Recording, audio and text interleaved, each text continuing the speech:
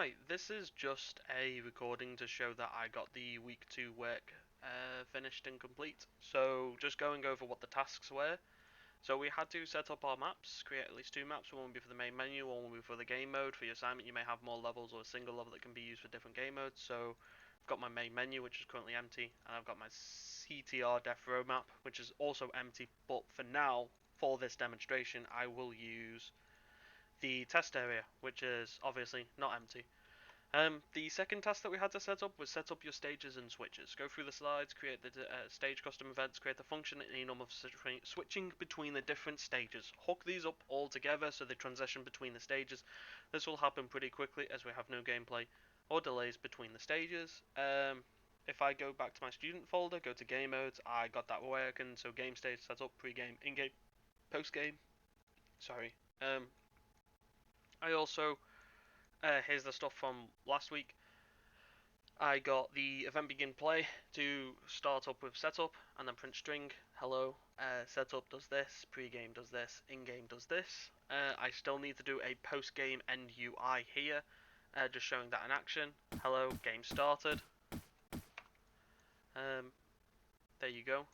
If I just disconnect that because that's not needed, I can actually print. I can actually just hook up these for demonstration purposes, just to show if it's working.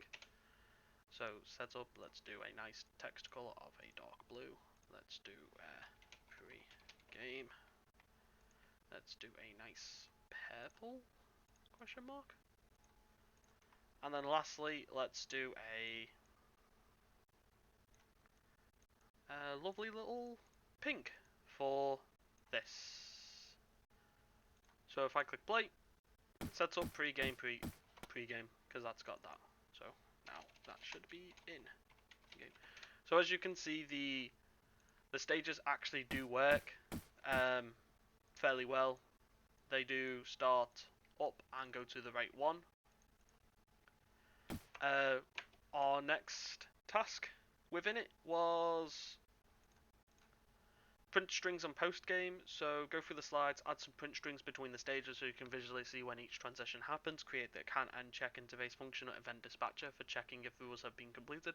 You may change this or use a different approach for your assignments. I've done this. Where is the interface? The interface would be here.